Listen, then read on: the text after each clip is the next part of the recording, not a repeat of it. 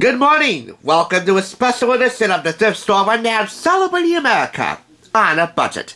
Not necessarily the way Tom Hanks and company will be doing it tonight, but hey, we have our own ways around here, and all of them inexpensive ways.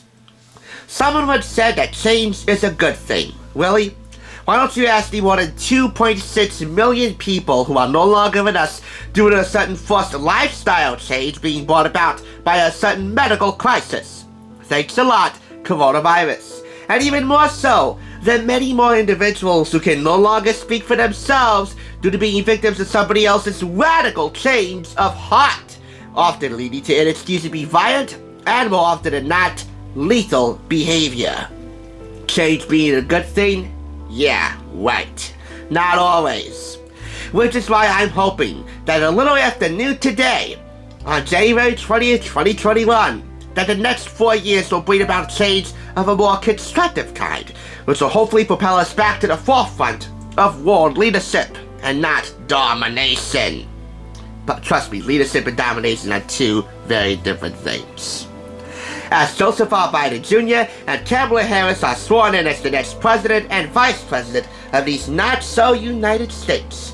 And I say not so united because for the past 4 years, we've been basically divided left and right, every which way but loose, and ran head over heels by Trump and Pence and company, who are now getting their just desserts.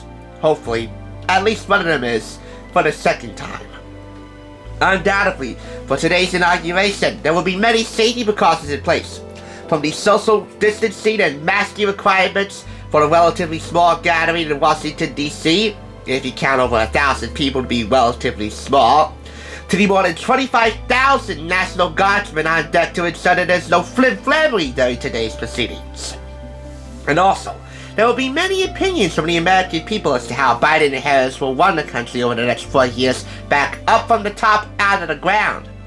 And if there was ever a book that was needed to document those American opinions in a timely and adventurous manner, this is the book that's needed. This is America Speaks, a collaboration between ABC News and USA Today as part of their 50 States in 50 Days Whistle Stop Tour, covering the historic 2008 election battle between Senators Barack Obama of Illinois and the late John McCain of Arizona. This is a Triumph Books publication, which includes a commemorative DVD with a 48-minute running time. That is introduced by Charles Gibson, former anchor of World News Tonight, who provides the foreword. There's a preface by editor of USA Today, Ken Paulson, and original essays from ABC News reporters Jake Tapper, Robin Roberts, co-anchor of Good Morning America, Dan Harris, Cynthia McFadden, David Muir, current anchor of ABC World News Tonight, Ron Claiborne, and Kate Snow. This was purchased for $3.99, and there's a lot to cover in here which will certainly pique your interest. And I'm not even into politics, as this suddenly piqued my interest. By the way, I should say that this leads more towards the global resources of USA Today than it does ABC News. I'm not necessarily sure that's a good thing or a bad thing. Put me down for 100 on being on the fence about it. Anyway, among the many essays from ABC journalists, I want to feature one. Robin Roberts, Voices from the Train, how Good Morning America was able to pull off their 50 States in 50 Days Whistle Stop Tour. Touring the country by train, mind you. While not all ABC News journalists were able to visit all 50 states in 50 days, they did manage to visit several states in several days to bring back certain interesting American viewpoints between the two senators duking it out for the 2008 presidency. And we all know how that ended, and I'll show you how that ended towards the end of this book and this video. Along the way, the GMA crew listened to stories of hardship and triumph, all the while being welcomed and greeted like friendly neighbors you would meet on a regular basis. And in essence, they are, because the viewers that saw these guys face to face in their hometowns greeted them with cheery dispositions. It's as if they'd known them forever through their televisions, which is why Robin makes it a point to thank all those viewers who greeted the GMA crew with such open hearts and open arms, like their most trusted TV neighbors in journalism. And that's something to commend Robin Roberts and the entire GMA team for. By the way, my mother of all people, is starting to get into Good Morning America more often than not. This has several candidate profiles, one of which I'm profiling featuring the winner of the election. The big question about Barack Obama. Does he have enough experience to be president? This is an excerpt from the January 17, 2007 edition of USA Today, and it's by Judy Keene. And along with candidate profiles, you also get profiles through USA Today articles of all 50 states and how they contributed individually to the 2008 presidential election. Along with the articles, two of them here being New York and New Jersey. There are also state-of-the-state analytical sidebars here between New Jersey and New York and the rest of the states. Our strength in numbers, folks. This also covers the conventions, Democratic and Republican national conventions. I'm obviously showcasing Democrat, not necessarily because I side with Democrats, but because that's really the norm around here, and it seems to be the safe approach. Time to Change America, Obama offers details on Kansas energy and defense. It's by Kathy Keeley and William M. Welch, and an excerpt from the Friday, August 29, 2008 edition of USA Today, covering the DNC in Denver. And Obama's acceptance of the nomination for being the Democratic President of the United States. And Biden, Vice President. And I'm showcasing Biden because, well, what do you think?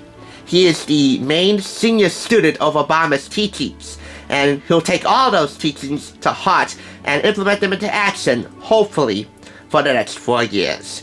In Biden, a life story to complement Obama's Delaware senator could help lure working class and Clinton supporters. This is from the Monday, August 25th, 2008 edition of USA Today, again covering the DNC in Denver. It's by Jill Lawrence and Martha T. Moore.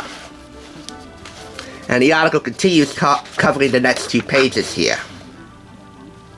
And finally, Obama's victory, becoming the first African-American president of the U.S. Obama tells supporters this is your victory and calls on Americans to rise above partisan pettiness. It's by Kathy Keeley, and it's from the November 5th, 2008 issue of USA Today. This covers Obama's reaction to his victory, as well as his party's reaction, the reaction of the American people, his victory speech at Grant Park in Chicago, with nearly 250,000 people in attendance, one of the largest public gatherings of its kind in American history. And you can see this dual-page photo of it. And to close it all out, reaction in Times Square, the headquarters of ABC News, Good Morning America, regarding Barack Obama being elected President-elect, the 44th President of these United States. And like I said, this is the 48-minute running time companion DVD, which is upside down. Let me take it out. It played well, and utilizing the global resources of ABC News, this doesn't just feature World News Tonight and Good Morning America. This also features the contributions of many other of its shows, such as 2020, Nightline, and the trusted Sunday political public affairs program, This Week with George Stephanopoulos, which all amounts to complete coverage of the historic 2008 election. After nearly 2 years of campaigning, dozens of debates, and untold millions of workplace and street corner conversations, the American people have made a decision. From our smallest towns to our biggest cities, America's speech celebrates the United States and the historic 2008 election between Barack Obama and John McCain. Utilizing the full resources of ABC News and USA Today, this richly illustrated commemorative volume takes readers behind the scenes of the 2 campaigns and into the hearts and minds of voters from across the country, average Americans who share their concerns, hopes, and dreams for the country as they prepare to cast their ballots. And you see here John McCain talking with Robin Roberts and Barack Obama talking with Charlie Gibson. This retails for $14.95 in the U.S. I guess it's fitting that there is no retail price listed for Canadian readers, even though they are great friends of the American people. And because there is an unequal balance between USA Today coverage and ABC News coverage, I'm going to have to give this 4.5 out of 5 claps. But still, any social studies teacher alive would be foolish not to have this book in their library when it went to press. And if you can find it at the thrift store, so much the better, especially during these ridiculous times. If you were to also ask me if we the people could have the sudden liberty of electing 2 celebrities to the White House, hoping for lightning striking twice because of Reagan, well, I would paraphrase ye old American creed, yes we can.